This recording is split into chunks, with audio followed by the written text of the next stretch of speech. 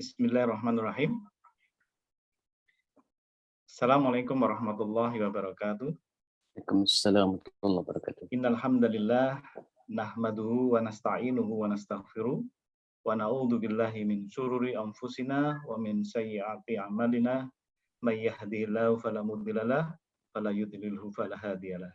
Asyhadu an la ilaha illallah wahdahu la syarikalah wa asyhadu anna Muhammadan abduhu wa rasuluhu la nabiyya ba'dah. Allahumma shalli wa sallim wa barik ala sayyidina Muhammad wa ala ali sayyidina Muhammad.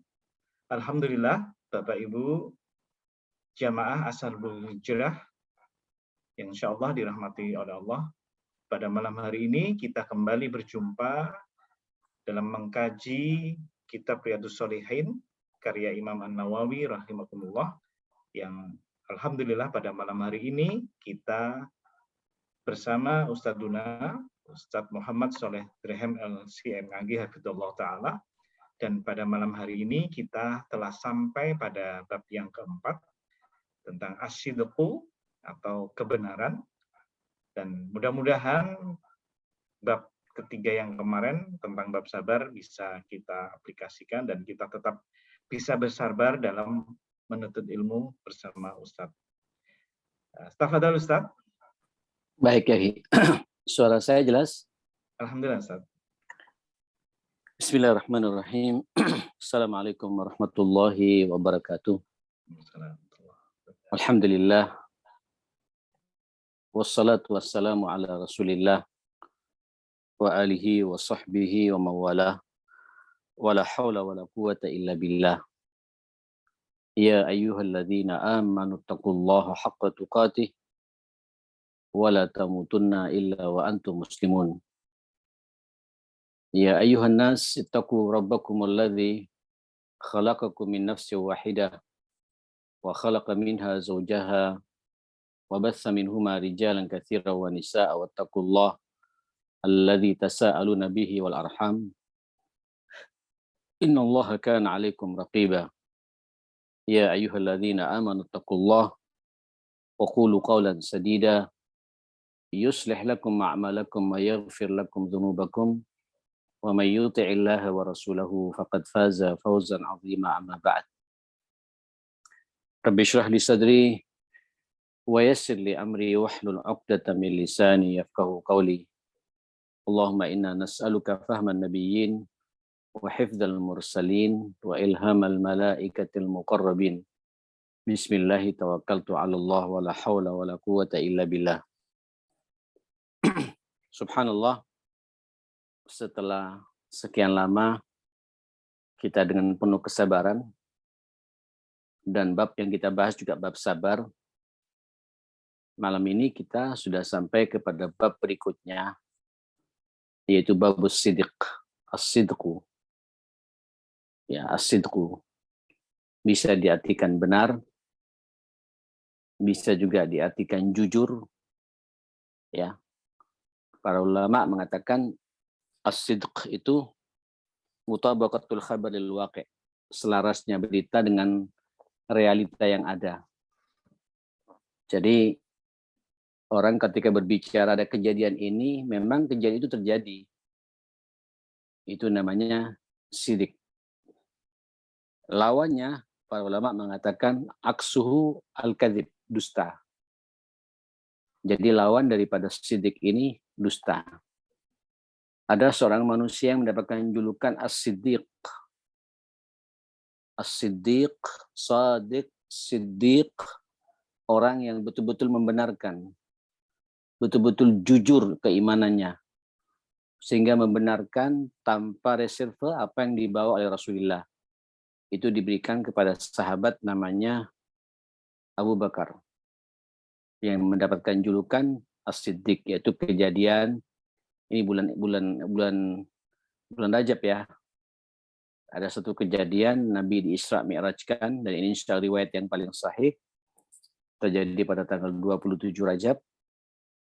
Dalam satu malam, asra bi'abdihi lailan minal masjidil haram ilal masjidil aqsa alladzi barakna haulahu linuriyahu min ayatina innahu was-sami'ul basir. Pada ayat itu Allah memuqaddimai dengan subhanalladzi, Maha suci Allah. Sebenarnya ketika sudah ada kata-kata Maha suci Allah, kita tidak perlu berdebat lagi. Ya, karena memang yang memberangkatkan itu Allah, dan Allah Maha suci. Asra, Maha suci Allah yang telah menjalankan. Jadi Nabi tidak berjalan sendiri. Yang menjalankan itu Allah Subhanahu wa taala. Tidak bisa dilogikakan memang. Karena Allah punya kehendak, dan kehendak Allah itu terbatas. Tidak bisa terbatas akal kita untuk mencerna. Tapi ketika Allah mengatakan subhanalladzi, Maha suci Allah, alladzi asra, yang menjalankan hambanya. Jadi yang menjalankan itu Allah. Apalagi di muqaddimah dengan kata-kata subhana. Satu malam dari Masjidil Haram ilal Masjidil Aqsa. Ada 2 masjid disebut di situ dalam Al-Quran. Ini menunjukkan betapa mulianya 2 tempat ini. Saya berharap malam ini kita berdoa ya. Mudah-mudahan antum yang belum sampai ke Masjidil Haram, ke Masjid Nabawi, dan ke Masjidil Aqsa, insya Allah sebelum kita meninggal dunia bisa sampai pada 3 tempat suci ini insya Allah. Karena kata Rasulullah, la tashuddur rihal illa ila thalathati masajid. Kalian tidak boleh tashuddur rihal, mengikat dengan keras untuk menempuh satu perjalanan yang sangat jauh, bercapek-capek, makan waktu yang panjang, mengeluarkan dana yang banyak, kecuali boleh pada 3 tempat. Untuk 3 tempat ini kita tidak perlu banyak pertimbangan. Hatta mengeluarkan biaya berapapun, waktu habis, tapi sangat mulia manakala kita mendatangi 3 tempat ini. Yaitu anjuran. Apa itu? Masjidil Haram, itu Masjid Al-Haram, Mekah, Al-Mukarramah, di mana kita bisa melaksanakan umrah dan haji insya Allah. Bagi yang belum, bagi yang sudah, mudah-mudahan ada karunia lagi bisa jumpa, bisa sampai lagi ke sana insya Allah. Kemudian wa masjidi hadza. Kemudian masjidku ini, Masjid Nabawi, ini juga tanah suci. Kemudian yang ketiga adalah wa Masjidil Aqsa, Masjid Al-Aqsa. Saya pernah nyampe ke sana. Memang logika kita tidak ada pesawat secepat itu ya, akhi. Berjalan pada satu malam dari Mekah ke Masjidil Aqsa. Pada waktu itu belum ada pesawat, belum ada mobil juga. Kendaraan paling cepat ya ke kuda dan onta, ya. Kemudian dari situ naik ke Sidratil Muntaha. Ya, Mi'raj Nabi SAW ke Sidratil Muntaha, berjumpa dengan Allah di langit yang paling atas, di arsy-Nya sana. Kemudian menerima sebuah risalah yang merupakan tiang agama buat kita. Inilah satu-satunya ibadah yang tidak gugur pada siapapun pula. Dalam kondisi apapun pula tidak gugur kewajiban ini, salat. Sakit pun juga suruh salat. Musafir pun juga suruh salat. Kondisi perang pun juga disuruh salat. Ya, kalau orang jujur, bab yang kita bahas jujur ya, jujur terhadap syariat, dia pasti akan memperhatikan bab yang satu ini. Kemudian turun lagi itu ke Al-Aqsa, kemudian terus balik lagi ke Masjidil Haram. Dalam satu malam. Sepertinya sangat tidak masuk akal. Dan Nabi menceritakan kisah ini kepada para sahabat, sahabat menceritakan pula. Karena merasa bangga nabinya punya keistimewaan seperti itu, bahkan Nabi katanya sempat menyapa beberapa kabilah-kabilah yang dari Mekah lewat ke Syam, itu disapa sama Nabi. Sebagai bukti bahwa dia berangkat ke sana. Sallallahu alaihi wasallam, hampir semua orang ragu-ragu, bahkan ada yang melecehkan Nabi. Muhammad sudah gila. Terakhir mereka minta untuk memprovokasi Abu Bakar. Tuh lihat Muhammad mengatakan tadi malam dia berangkat dari Mekah, Masjid Ka'bah itu, Masjidil Haram, kemudian ke Al-Aqsa, naik ke atas ke langit 7, turun lagi ke Al-Aqsa, kemudian balik ke Mekah dalam satu malam. Masuk akal tidak? Kemudian keluarlah kata-kata dari Abu Bakar itu ya. Wallahi, kata Abu Bakar, law anna Muhammadah, andai kata Muhammad mengatakan lebih dari itu, la sadaqtu, akan aku benarkan apa yang dia ucapkan itu. Dari situ kemudian beliau mendapatkan julukan As-Siddiq, orang yang membenarkan, ya, jujur imannya, keyakinannya atas apa yang dibawa oleh Rasulullah Sallallahu Alaihi Wasallam. Nah, jamaah sekalian, para pemirsa yang dimuliakan Allah, ada mengatakan para ulama, as-sidqu istiwa'idz zahir wal batin, was-sirri wal alaniyah. Jujur itu, sidik itu selarasnya zahir dan batin. Apa yang kita tampak ini dan apa yang ada dalam hatinya itu sama, itu orang jujur. Dan yang dirahasiakan dan apa yang dia terang-terangkan disampaikan pada umat ini sama, tidak ada perbedaan. Itu orang jujur. Dalam luar dalamnya sama, kira-kira begitu. Apa yang ada dalam benaknya dan perbuatan dia laksanakan persis sama. Itu namanya orang sidik. Ya. Wa yumkin an naqul, ada pula yang mengatakan sidik itu huwa muwafaqatul amal li muqtada awamir syara'. Selarasnya, sepadannya amal perbuatan sebagai konsekuensi melaksanakan perintah syariat Allah Subhanahu wa taala.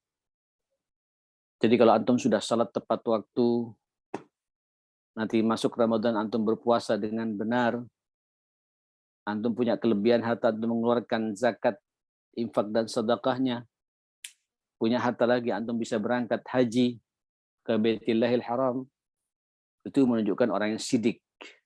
Sidik ma'allah, berarti kita jujur kepada Allah Subhanahu wa taala. Nah, dari situ ya akhil karim, para ulama, sebelum saya masuk pada ayat-ayat dan hadis-hadis yang akan kita bicarakan di sini,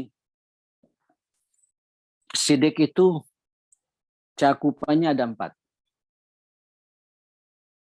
Cakupannya ada 4 ya. Yang pertama, sidqun niyah. Jujur niatnya. Ya, jujur niatnya. Nah, orang kalau sudah jujur niatnya,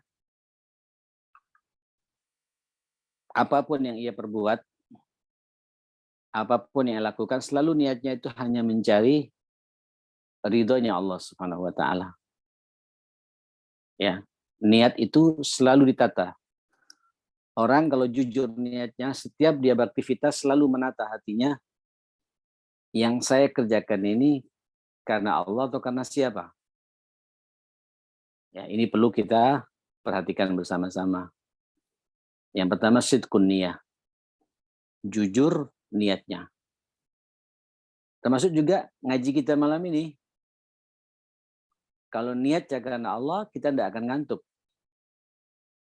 Kalau niatnya karena Allah, kita juga akan pegang bolpen kita catat, ya, kita renungi, kita resapi. Karena ini bagian daripada kita talabul ilm, mencari ilmu Allah. Bagian dari salaka tariqan yaltamisu fihi ilman, menempuh satu jalan mencari ilmunya Allah Subhanahu wa taala, ditata hati. Jangan sangka bahwa duduknya kita ini tidak didoakan oleh malaikat. Ya. Tidak dipantau oleh Allah, tapi Allah memantau pertama kali bagaimana niat kita ini. Ayo kita jangan membohongi, dusta terhadap diri kita sendiri. Sidqun niyah. Maka kalau orang jujur niatnya akan muncul yang namanya al-ikhlas. Dampak dari orang yang jujur niatnya pasti ikhlas. Karena apa yang dia perbuat, yang dia niati itu hanya mencari ridhonya Allah Subhanahu wa taala.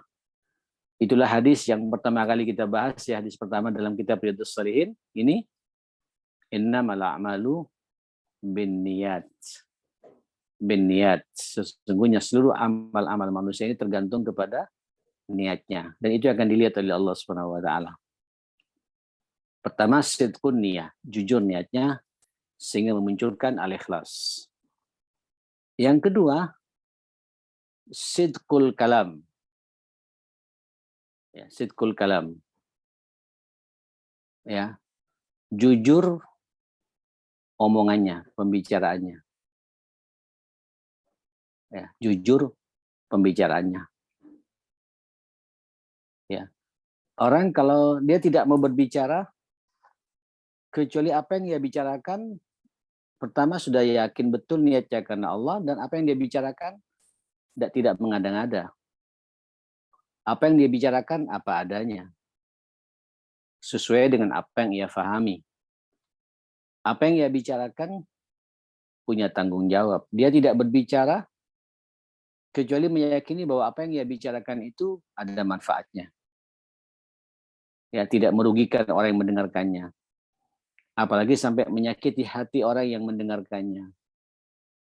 Jujur pembicaraannya. Antum lihat kalau orang jujur apa yang dia bicarakan, nanti akan muncul namanya kuwatut ta'thir, kuat pengaruhnya. Orang kalau sudah hatinya jujur, apa yang dibicarakan dia jujur, orang semua rindu dengan pembicaraannya itu. Kangen dengan petuah-petuahnya. Ya, dia ditunggu sama orang, arahan-arahannya. Karena setiap pembicaraannya itu kelihatan benar, tepat, tidak mengada-ngada, tidak berlebih-lebihan, proporsional ketika berbicara, tahu dengan siapa ia berbicara, di momentum apa ia berbicara, dengan siapa ia berbicara, dalam kondisi bagaimana ia berbicara, kepada siapa ia berbicara, tahu betul. Sehingga apa yang dia bicarakan penuh dengan kehati-hatian, ada kejujuran. Ya, ada kebenaran apa yang dia bicarakan, sehingga tepat sasaran apa yang dia bicarakan itu. Ya, makanya orang kalau sudah jujur hatinya dan jujur pembicaraannya, dia tidak mau berbicara kecuali harus jelas betul. Ya, saya berbicara begini kira-kira bermanfaat tidak ya? Buat saya pribadi, buat yang mendengarkan omongan saya, dan begitu seterusnya. Sehingga nanti pembicaraannya itu muncul namanya kuwatut ta'tsir. Masya Allah. Oke. Ini yang kedua. Yang ketiga ada namanya sidqul amal. Ya, ada sidqul niyah, ada sidqul kalam, ada sidqul amal. Jujur perbuatannya.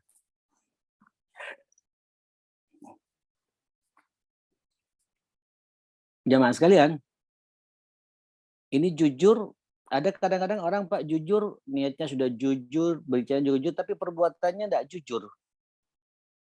Males. Asal-asalan. Ya. Orang kalau udah jujur, contoh ya, antum berangkat kantor. Antum tahu betul kan ketika berangkat kantor kan ada MOU ya. Kesepakatan berbicara hak dan kewajiban, kita tanda tangan, itu semacam komitmen, sumpah setia kita sebenarnya itu. Apalagi pegawai negeri kan disumpah ya. Saya akan setia pada bangsa dan negara, menjalankan semua amanah yang dibebankan kepada saya. Salah satunya juga masuk kantor jam 8. Orang kalau jujur dalam perbuatannya, tidak ada kamusnya terlambat itu. Dia takut. Korupsi itu tidak hanya korupsi uang, korupsi waktu juga sama. Apalagi datang kantor jam 10, jam setengah 11, pulangnya paling cepat jam 3, jam 2. Hanya menunjukkan muka, tidak jujur dengan perbuatannya. Terus dikasih amanah, kerjanya asal-asalan, tidak jujur dengan pekerjaannya. Sidqul amal. Orang kalau udah jujur, niatnya, jujur pembicaraannya, dan jujur pula perbuatannya, apa yang dia perbuat itu profesional. Sehingga memunculkan namanya al-itqan. Al-itqanu, tekun. Ya, tekun, teliti. Dia tidak ingin salah apa yang dia perbuat itu. Karena nanti dia akan dipantau oleh Allah. Wa qul i'malu fasayarallahu amalakum wa rasuluh. Ayo bekerjalah, beramallah, nanti Allah akan melihat amalmu. Allah memantau loh pekerjaan kita. Wa rasuluh, rasul juga memantau pekerjaan kita. Wal mu'minun, saudara-saudara kita yang mukmin juga melihat bagaimana pekerjaan kita ini. Sehingga orang kalau jujur perbuatannya itu tidak asal-asalan, sangat profesional. Penuh kehati-hatian, penuh ketekunan. Semua amanah dijalankan. Bahkan target pun melampaui batas. itu menunjukkan kejujuran kita dalam kerja. Sidqul amal. Nyambung ya. Nah, yang ketiga, yang keempat, namanya sidqul mauqif. Jujur, sidik, mauqif. Apa mauqif ini? Sikapnya. Jujur dalam bersikap. Apa maksudnya bersikap itu? Tidak nunggu momentum. Tidak menunggu ada orang. Orang kalau jujur, dia merasa 24 jam dipantau oleh Allah Subhanahu wa taala. Ada orang, tidak ada orang, inilah sikap saya. Inilah performa saya. Kalau imam ya, orang salat Pak, kalau salat bersama jamaah, dikhusyuk-khusyukkan. Ya, dibaca ayat yang jangan dibaca oleh imam yang lain. Dikeluarkan suara terbaiknya itu bagus. Tapi kalau hanya itu saja, sementara ketika dia salat sendiri yang ngebut di rumah.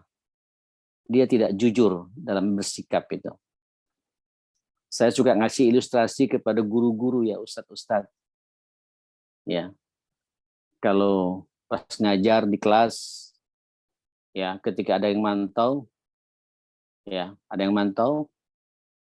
apakah itu orang yayasan datang atau kepala sekolah mantau, seakan-akan kita profesional ngajar serius, gitu. Ya, tekun. Tapi begitu tidak ada yang mantau, duduk kita. Anak dikasih tugas saja. Kita santai, kita buka HP, kita WhatsApp-an sana, WhatsApp-an sini, ya, kita searching sana, searching sini. Anak itu paham tidak paham bukan urusan kita, penting saya sudah menyampaikan kaidah secara umum. Lah, orang jujur itu dalam bersikap dia menyiapkan materinya dengan benar. Ada yang mantau, tidak ada yang mantau, ini anak-anak saya, binaan-binaan saya ini, murid-murid saya ini amanah dari Allah yang harus saya ajarkan. Sampai mereka memahami ilmu yang saya sampaikan pada mereka semua. Itu namanya jujur dalam bersikap. Orang kalau jujur sikapnya ya, paling tenangnya orang ya. Hatta juga dia dalam kondisi diam, ya, diam di kelas tiba-tiba ya orang yayasan masuk, dia nggak takut, nggak apa. Karena dia merasa saya dipantau oleh Allah 24 jam. Nyambung ya. Jadi kita sudah tahu cakupan as-sidik. Sidik. Jujur. Jujur niatnya sehingga memunculkan al-ikhlas. Jujur kata-katanya, pembicaraannya sehingga nanti kuat daya dampaknya, daya pengaruhnya, kuwatut ta'tsir. Jujur dalam perbuatannya, ya, ketika dia berbuat, beramal, bekerja, tidak asal-asalan, sehingga muncul ketekunan, profesionalisme dalam bekerja, ya, sangat hati-hati, tidak ingin salah, ya. Kemudian yang ketiga adalah sidqul mauqif, jujur dalam bersikap. Orang kalau sikapnya jujur ya, ada orang tidak ada orang sama. Nanti diberi oleh Allah akan dimunculkan pada dirinya sikap namanya al-haibah. Ya, wibawa. Karisma. Jadi karisma itu tidak bisa dibuat-buat ya. Karisma itu tidak bisa antum, itu berangkat dari lubuk hati yang paling dalam. Kumpulan dari bentuk-bentuk kejujuran yang 4 tadi itu. Puncaknya itu sidqul mauqif, jujur dalam bersikap. Kenapa? Niatnya karena Allah, yang dibicarakan karena Allah, apa yang dia paparkan pada umat ini, pekerja ini juga karena Allah, sehingga orang kita ini disugani sama orang, walaupun bukan itu tujuan kita ya. Ada wibawa, ya, ada haibah, ada kehebatan nampak pada wajah dan aura mukanya itu. Diberi oleh Allah Subhanahu wa taala karisma, sehingga orang sungkan menatap wajahnya itu. Ya, diberi oleh Allah Subhanahu wa taala apa ya kalau bahasa kita ini ya karisma ya. Kehebatan, wibawa, orang jadi sungkan kepadanya untuk macam-macam. Kenapa? Karena ada kejujuran yang 4 tadi itu. Jujur niatnya sehingga dia ikhlas. Jujur pembicaraannya sehingga apa yang ia bicarakan menyentuh kepada orang yang mendengarkannya. Jujur perbuatannya, amalnya, sangat profesional dan tekun ketika dia bekerja, dan jujur pula sikapnya, sehingga diberi oleh Allah al-haibah, kewibawaan, karisma. Orang semua pada simpati kepadanya. Nah, itu cakupan as-siddiq dalam bab yang akan kita bahas ini. Tentu kalau bicara targetnya, tujuannya kepada siapa kita berbuat jujur itu, ya tentu ada 3. Yang pertama, jujur kepada Allah Subhanahu wa taala ya. Disuruh salat ya salat. Sampai kalau tidak salat berarti kita dusta kepada Allah. Karena sampai sudah berbaiat, asyhadu alla ilaha illallah wa asyhadu anna Muhammadar Rasulullah. Tentu konsekuensi jujur kepada Allah, kita juga jujur kepada Rasulullah sallallahu alaihi wa alihi wasallam. Subhanallah. Jujur kepada Allah ya, jauhi larangan Allah. Kalau kita kemudian menikmati larangan Allah, berarti kita tidak jujur kepada Allah. Jangan salahkan kalau Allah memberikan teguran keras kepada kita. Dusta kepada Allah. Na'udzubillah ya. Ini panjang kalau kita bahas. Kemudian sasaran yang kedua adalah as-sidqu bainana fima bainana. Ya, kejujuran di antara kita. Sidqun nas, jujurnya manusia kepada orang tuanya. Jujurnya kita kepada pasangan kita, pada istri dan suami. Tidak boleh ada ketidakjujuran di antara kita. Harus terbuka semuanya. Tidak boleh ada dusta di antara kita. Ya. Jujur kepada anak. Hati-hati ya pada anak. Jujur kepada pembantu. Kalau udah janji sama pembantu, nanti kau dapat gaji 13, kasih gaji 13-nya itu. Jangan mengatakan, tidak bisa ini, kondisi pandemi. Dia juga merasakan pandemi juga, sama. Kecuali memang betul-betul kita tidak mampu, ya sudah, kita ngomong apa adanya. Mohon maaf, sepertinya penghasilanku sekarang tidak mampu lagi. Kau silakan, mau bertahan di sini, ahlan wa sahlan, tidak pun juga, ya monggo. Harus sampaikan apa adanya. Kita tidak boleh mengambil tenaganya orang. Jujur kepada sahabat-sahabat kita. Jujur terhadap tetangga kanan kiri kita. Hatta kepada orang non-muslim pun. Ya, kepada orang kafir pun. Nasrani, Yahudi, Majusi. Kita punya muamalah insaniyah. Muamalah kemanusiaan. Dan kita satu sama lain harus jujur. Dan Nabi itu ya, orang-orang kafir itu lebih tenang ya menyimpan barang-barang berharganya kepada Rasulullah Muhammad. Walaupun mereka memusuhi secara ideologi. Makanya kalau antum lihat ketika Nabi mau hijrah ke Madinah, ini kan sebenarnya kesempatan bagi Nabi untuk mengambil harta mereka. Enggak. Dipanggil Sayyidina Ali, ya Ali, ini miliknya fulan. Emas ini miliknya fulan. Ya, uang dinar ini miliknya fulan. Semua diserahkan semua. Setelah itu Nabi baru berangkat. Jujur, Pak. Jujur. Kalau janji utang mau bayar 1 bulan, bayar 1 bulan. Tidak mampu, sebagai bentuk kejujurannya datangi yang bersangkutan. Jangan yang bersangkutan datang kepada kita nagih. Kalau diperkirakan kita tidak akan mampu membayarnya pada tanggal sekian, 2 hari sebelum tiba hari itu, kita datangi, minta maaf. Tunjukkan kejujuran kita kepada sesama manusia. Hatta mereka itu, dia ini orang kafir. Orang yang tidak seideologi dengan kita. Jujur antar manusia. Nanti kita akan banyak bahas masalah ini, jamaah sekalian. Tentang kejujuran ini yang perlu kita bangun dalam muamalah kita, dalam transaksi jual beli kita. Ya, dalam menata kehidupan rumah tangga kita. Jujur, dan jujur. Oke. Setelah itu ya, baru kita masuk jujur ma'al hayawanat. Kita juga harus jujur kepada binatang. Loh, apa maksudnya, Ustaz? Hatta binatang pun tidak boleh kita menipu dia, menjebak dia. Konon katanya, kalau antum baca kitab Ar-Rihlah fi Talabil Hadis. Bagaimana tuturnya para ulama terdahulu dalam rangka mencari sanad yang tinggi, sanad yang nyambung, yang lebih dekat sanadnya kepada Rasulullah. Imam Al-Bukhari rahimahullah. Dia katanya pernah mendengar ada satu perawi hadis, yang perawi hadis ini katanya dia mendapatkan dari fulan dalam satu masa yang sama. Nah ini Imam Bukhari ingin nyambung, Pak. Saya ingin tahu siapa, di fulan itu siapa, dikejar sama dia. Ketemulah di Mesir. Tahu-tahu nyampe di Mesir, di perjalanan yang sangat jauh, ribuan kilo dia berjalan kaki, luar biasa itu ya. Nanya sana, nanya sini, ketemulah dengan fulan yang disebut oleh orang yang menyampaikan hadis ini. Kau fulan bin fulan? Iya, aku fulan bin fulan. Kau yang menyampaikan hadis ini? Iya benar. Ternyata ya ketika dia mendapati seperti itu, dia sedang pakai kaos singlet. Kalau bahasa kita ya, pakai baju apa adanya, kelihatanlah dadanya itu.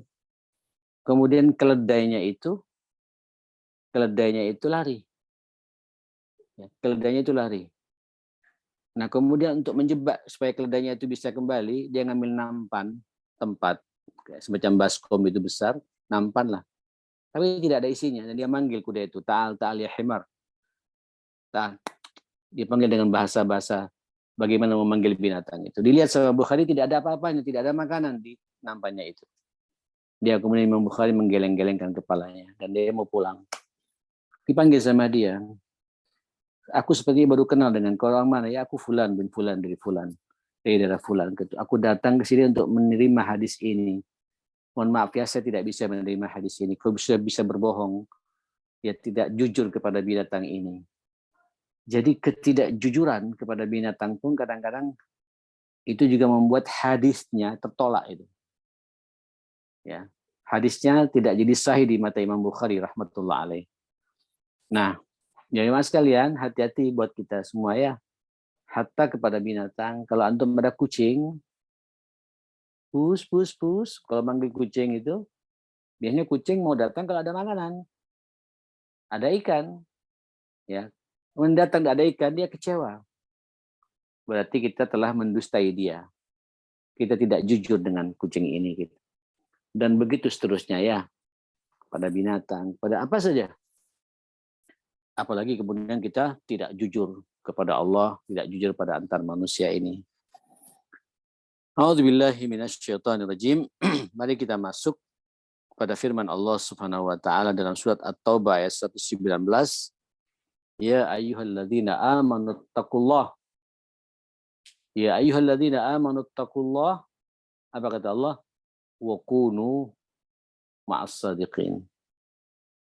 Wahai orang-orang yang beriman, bertakwalah kepada Allah. Bagaimana bentuk takwa di sini? Jadilah kalian membersamai orang-orang yang benar, orang-orang yang jujur. Hendaklah engkau semua bersama-sama dengan orang-orang yang benar, orang-orang yang jujur. Jadi orang beriman itu ya akhi, sebagai bentuk ketakwaannya kepada Allah, dia tidak akan berkawan kecuali berkawan dengan orang-orang yang baik-baik, yang benar-benar jujur. Jujur niatnya, jujur pembicaraannya, jujur sikapnya, jujur muamalahnya. Tahu kan kita kan mana orang-orang yang komitmen di bab-bab seperti itu. Kejujuran seperti itu perlu kita bangun. Kita bentuk ketakwaan kita sebagai orang beriman. Kita tidak akan mencari teman kecuali teman yang betul-betul jelas dia berpegang teguh dengan prinsip kejujuran, prinsip kebenaran. Luar biasa. Wa qala ta'ala, Allah juga berfirman, was-sadiqina was-sadiqat. Dan orang-orang laki-laki yang benar dan perempuan yang benar dalam surat Al-Ahzab 35 itu ayatnya panjang, dia akan mendapatkan ampunan dari Allah Subhanahu wa taala, surga dan lain sebagainya, dan derajat yang sangat tinggi di hadapan Allah Subhanahu wa taala gitu. Falau sadaqallaha lakana khairan lahum. Andai kata mereka ini, Allah mengatakan andai kata mereka ini bersikap benar, bersikap jujur terhadap Allah Subhanahu wa taala, sadaqullah, jujur melaksanakan perintah Allah, jujur menjauhi larangan Allah Subhanahu wa taala, lakana khair lahum. Pastilah hal itu sangat baik untuk mereka sendiri, ya, baik buat mereka semua. Surat Muhammad ayat 21. Inilah beberapa ayat yang berbicara masalah tentang kejujuran ini, masalah kebenaran ini. Mudah-mudahan kita termasuk orang-orang yang benar dalam segala hal, jujur dalam segala hal. Mari kita baca hadis pertama ya. Hadis yang pertama dari hadis Abdullah bin Mas'ud. Abdullah bin Mas'ud radhiyallahu anhu anin Nabi sallallahu alaihi wasallam qala. Kata Abdullah bin Mas'ud, Nabi sallallahu alaihi wasallam pernah bersabda demikian. Apa kata Nabi? Innas sidqa, benar itu, jujur itu, yahdi ilal bir, selalu mengarahkan kita, ya, selalu kebenaran itu mengarahkan kita, menunjukkan kita kepada kebaikan. Orang kalau sudah jujur, arahnya pasti baik. Pasti, ya. Yahdi ilal bir. Wa innal birra yahdi ilal jannah. Dan kebaikan itu pasti menunjukkan, mengarahkan orang itu ke surganya Allah Subhanahu wa taala. Jadi ujungnya dampak daripada kejujuran yang biasa kita pegang ini, jujur niatnya, jujur pembicaraannya, jujur muamalahnya, amalnya, pekerjaannya, jujur pula sikapnya, pasti dia akan mendapatkan kebaikan, dan kebaikan itu menunjukkan kita ke surganya Allah Subhanahu wa taala. Ya akhi, wa innar rajula la yasduq. Ya, hatta yuktaba indallahi siddiqa. Dan seseorang kalau sudah terbiasa dia jujur, kemana saja kejujuran dia pegang. Ya, ditanya sama orang, bicara apa adanya. Dan tidak takut akan konsekuensi ketika dia jujur akan mencelakakan dia. Dan biasanya selalu menyelamatkan dia orang jujur ini. Ya, pasti itu, pasti. Kecuali dalam hal-hal tertentu nanti kita akan bahas ya, kapan kita diperbolehkan tidak jujur. Tapi secara umum harus kita jujur. Orang seperti itu, ketika dia terbiasa seperti itu, nanti dicatat oleh Allah, dilegitimasi oleh Allah Subhanahu wa taala di Lauhil Mahfuz siddiqa. Ini orang dicap oleh Allah orang yang jujur. Siddiq diposisikan kita Pak kayak Abu Bakar As-Siddiq ya. Siddiq. Niatnya jujur, omongannya jujur, muamalahnya jujur, sikapnya jujur. Sudah, langsung Pak dicap oleh Allah Subhanahu wa taala ini orang jujur. Sehingga kemanapun ia beraktivitas dia takut untuk tidak jujur. Kenapa? Karena Allah sudah melegitimasi orang itu. Tetapi kebalikannya, wa innal kadziba, dan sesungguhnya dusta itu yahdi ilal fujur, menunjukkan orang yang suka dusta itu kepada fujur, kepada kecurangan, kejelekan. Ya. Wa innal fujura yahdi ilan nar, dan kecurangan itu mengarahkan, menunjukkan orang itu ke neraka. Nar, ilan nar. Na'udzubillah. Wa innar rajul la yaktib hatta yuktaba indallahi kadzdzaba. Muttafaqun alaih. Dan kata Nabi SAW, sesungguhnya seseorang itu kalau dia terbiasa berdusta, kemanapun dia berdusta, niatnya pun juga tidak jujur. Ketika berbicara tidak enak kalau tidak berdusta. Amalnya pun juga begitu. Diundang jam 8, datang jam 9. Masya Allah. Rapatnya jam 10, datangnya jam 1. Hobi Pak. Tidak jujur terhadap perbuatannya, sangat tidak profesional. Sikapnya pun penuh basa-basi. Ya. Allah sampai kemudian dilihat Pak oleh Allah Subhanahu wa taala hatta yuktaba indallah kadzaban. Orang itu dicap oleh Allah sebagai orang pendusta. Ya Allah, kalau sudah ada legitimasi dari Allah pendusta ya akhil karim, naudzubillah. Kemanapun ya berada pasti Pak habit sudah, Pak. Habit ya. Tidak enak kalau tidak berdusta itu. Ya, tidak enak kalau tidak menipu orang. Senang, Pak. Ada kepuasan kalau orang percaya dengan dustanya itu, walaupun tidak ada manfaatnya juga. Contoh ya. Nah, untuk mudah-mudahan tidak terjadi nih, Pak. Saya masih teringat kata-kata guru saya itu. Kalau sekarang lebih canggih lagi ya, ditanya. Telepon ngangkat berdering. Halo, posisi di mana gitu. Loh, kalau dia ngomong apa adanya, Pak, saya di jalan ini saya dengan istri saya atau dengan anak. Enggak. Udah mohon maaf ya, saya lagi sibuk nih, lagi meeting, lagi rapat. Padahal nggak rapat. Dia senang dikatakan orang yang sibuk. Kenapa? Dan dia puas. Orang yakin dengan dustanya itu senang. Ada kepuasan batin. Itu Pak yang dikhawatirkan oleh Nabi. Hatta yuktaba indallahi kadzdzaba. Dicap oleh Allah orang ini pendusta. Kalau sudah demikian, na'udzubillah, itu sudah menjadi kebiasaan hidupnya. Sebagaimana kalau antum terbiasa jujur, ya sudah ya, akhi. Antum di mana? Ngomong apa adanya ya, akhi. Saya di rumah. Boleh saya ke rumah? Ahlan wa sahlan. Jangan kemudian boleh ke rumah. Oh, jangan. Saya lagi sibuk, banyak pekerjaan. Padahal tidak ada kerjaan. Ya, itu kan dusta juga itu. Dusta dalam bersikap, dalam berbuat, dalam berbicara. Ya, hati-hati. Jangan sampai nanti apa yang kita bicarakan ini hanya sekedar kita fahami. Ayo kita bermujahadah, Pak. Bermujahadah untuk jujur. Mulailah kejujuran ini ya akhil karim dengan Allah dulu ya. Dengan Allah dulu. Salatlah tepat waktu. Ya, subuh sekarang jam 6, jam 4:16. Kalau bisa kita bangun jam 4 sudah bangun. Syukur kalau setengah 4 kita sudah tahajud dulu. Ini kan bentuk kejujuran kita kepada Allah Subhanahu wa taala. Di masjid juga tidak terburu-buru, kita berdoa. Ini kan bentuk kejujuran kita. Orang kalau dengan Allah jujur ya, mesra dengan Allah itu. Nikmat berkomunikasi dengan Allah Subhanahu wa taala. Kemudian dia berdoa. Doa juga menumpahkan semua isi hatinya. Tidak ada kepura-puraan. Ya. Mintanya betul-betul kepada Allah Subhanahu wa taala, mau minta pada orang lain. Ya. Luar biasa ini. Ayo buktikan dulu Pak, jujur kita dengan Allah. Ada maksiat, sebab kita nikmati segera istighfar pada Allah. Jujur Pak, jujur mengakui kesalahan kita. Ya Allah, inilah kelemahan kami. Ya. Dan kalau memang kita sadar pas bermaksiat, langsung kita hindari. Jangan kemudian membenturkan diri untuk bermaksiat kepada Allah Subhanahu wa taala.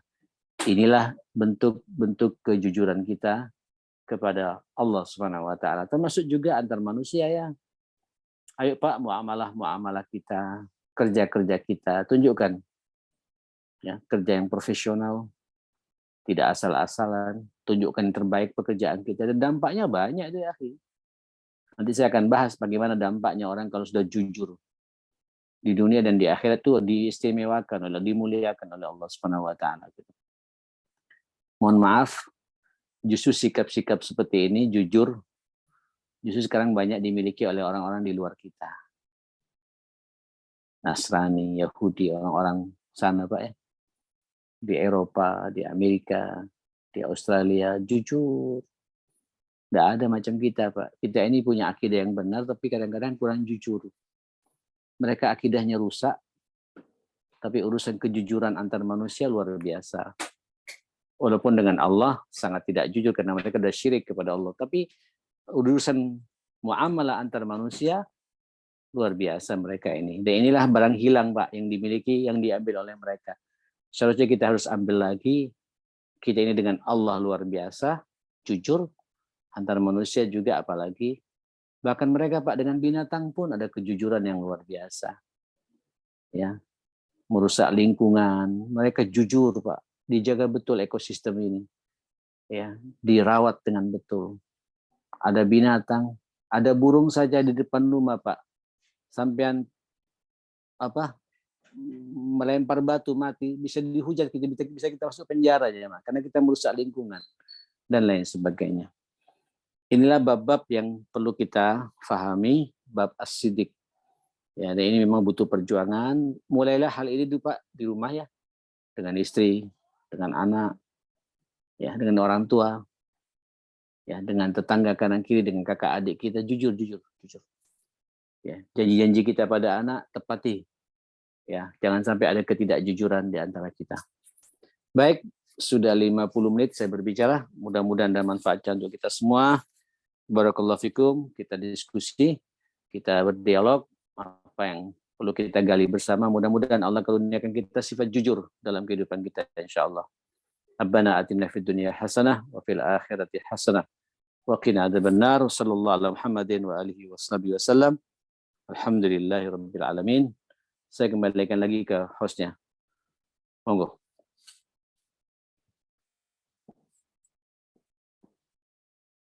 Halo, suaranya nggak keluar nih, Pak. Alhamdulillah, jazakallahu khairan hasan Ustaz. Ya, oke. Alhamdulillah, Bapak Ibu, silakan kami persilahkan bila ada hal yang akan ditanyakan kepada Ustaz Muhammad Shalih Ibrahim terkait dengan bab asyidqu atau kebenaran ataupun kejujuran. Silakan Bapak Ibu.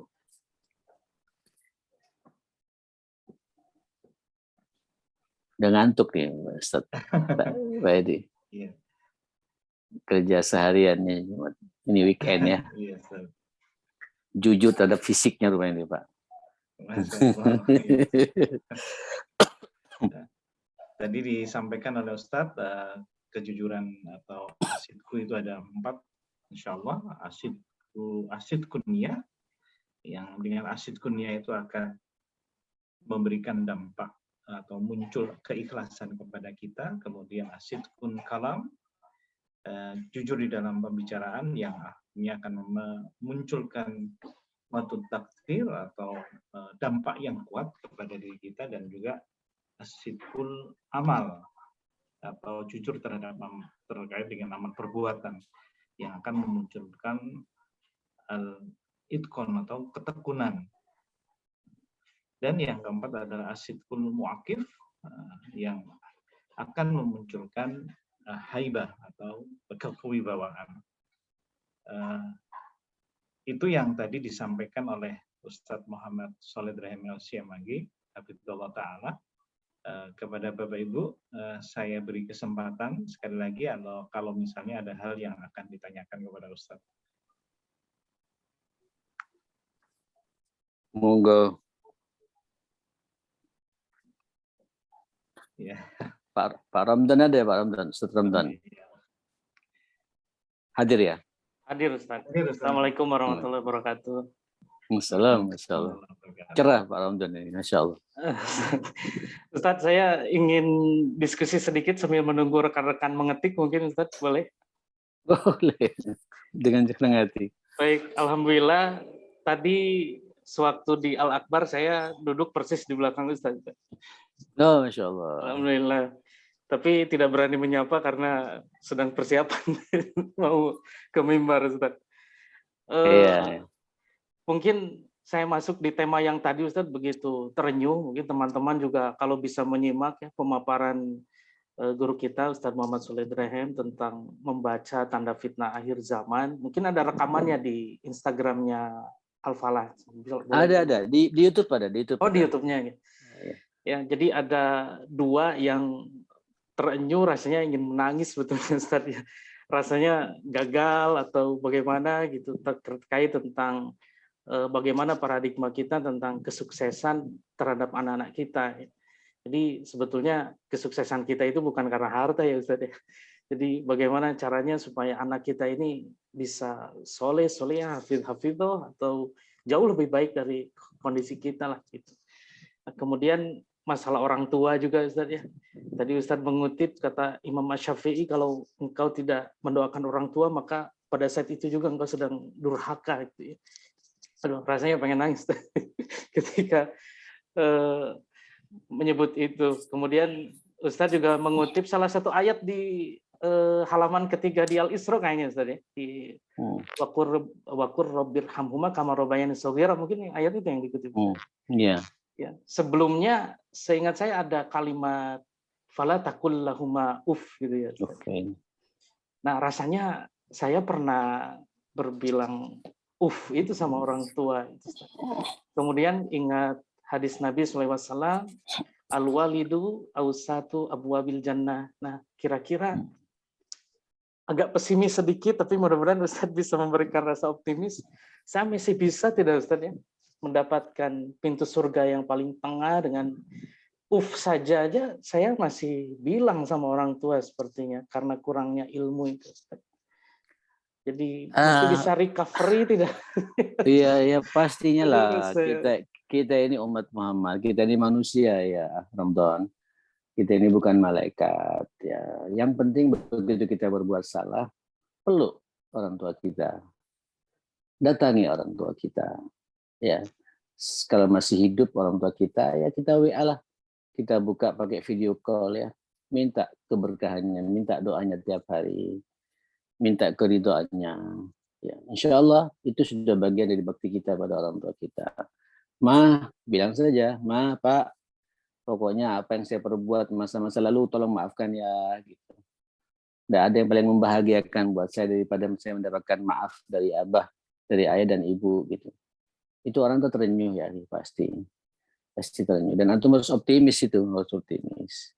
Ya, dan tolong buat ibu-ibu yang hadir di sini ya, berbahagialah kalau punya suami dia lebih mencintai orang tuanya daripada mencintai istrinya.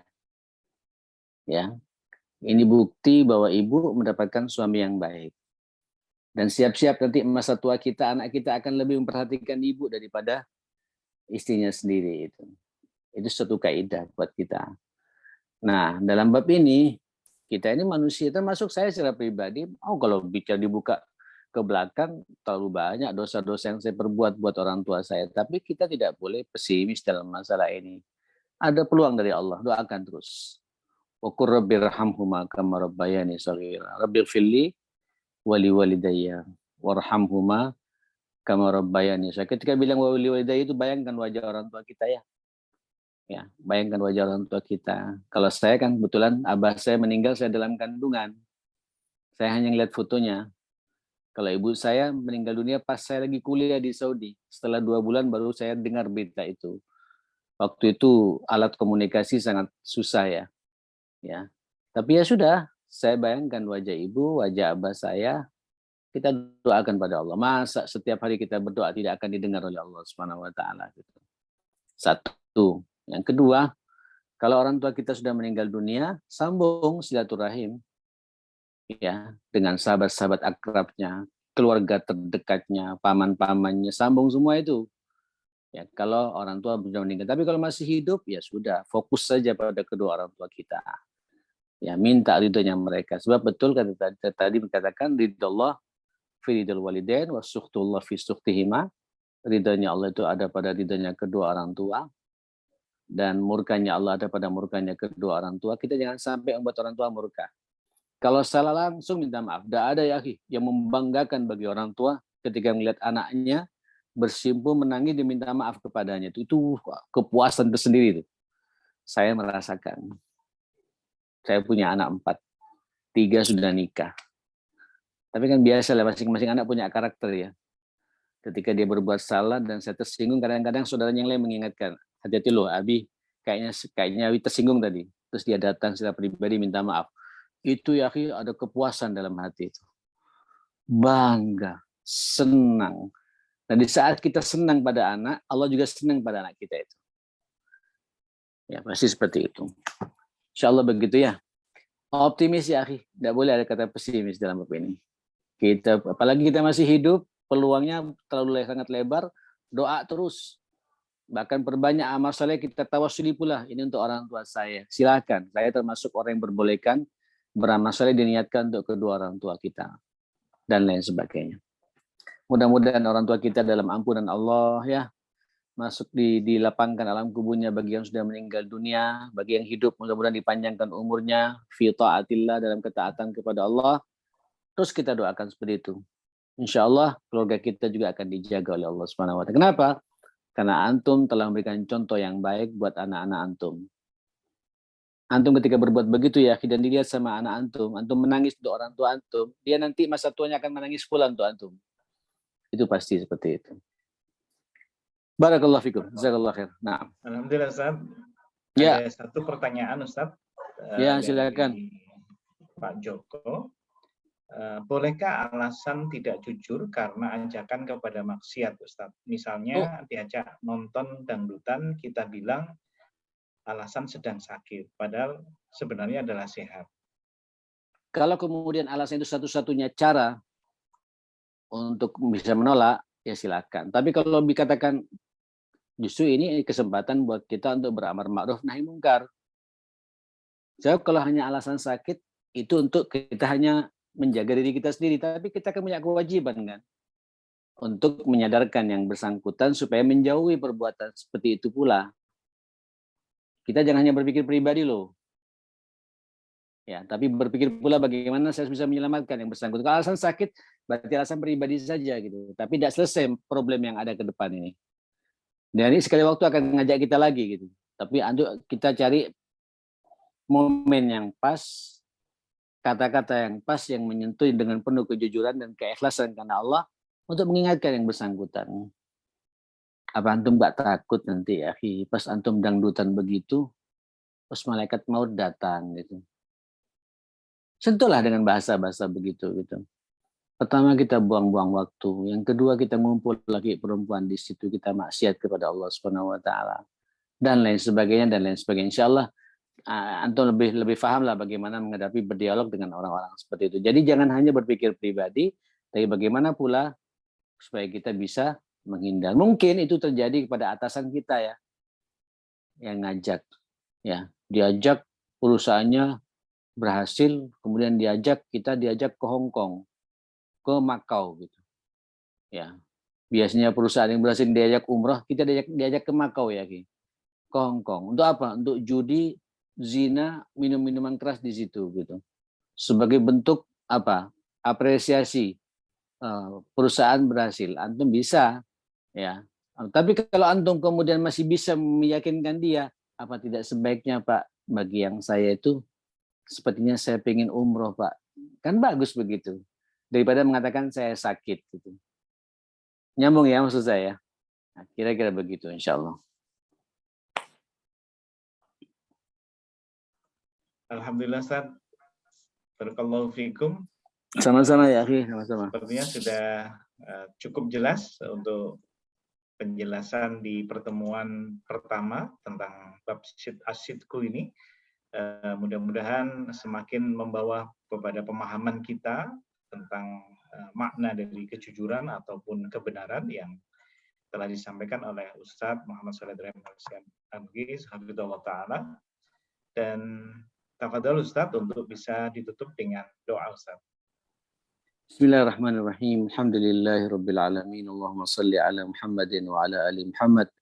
Allahumma rabbana ighfir lana wa tub alaina innaka antat tawwabur rahim.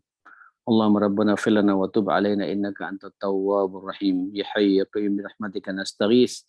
Innaka ala kulli syai'in qadir. Rabbana hab lana min azwajina wa dhurriyyatina qurrata a'yun waj'alna lil muttaqina imama. Rabbi ij'alni muqimas shalah wa min dhurriyyati rabbana wa taqabbal du'a. Rabbi habli minas salihin. Allahumma rabbana ighfir lana wa li walidina warhamhum kama rabbawna shighara. Allahumma inna nas'aluka al-ikhlas was-sidqa fil qawli wal amali bi rahmatika ya akramal akramin. Wa sallallahu ala sayyidina Muhammadin wa alihi wa sahbihi wa sallama tasliman katsira. Alhamdulillahirabbil alamin. Saya mohon maaf semuanya. Assalamualaikum warahmatullahi wabarakatuh. Waalaikumsalam warahmatullahi wabarakatuh. Jazakallahu khairan katsira Ustaz. Dan sama-sama Pak Edi. Salam semua. Barakallah.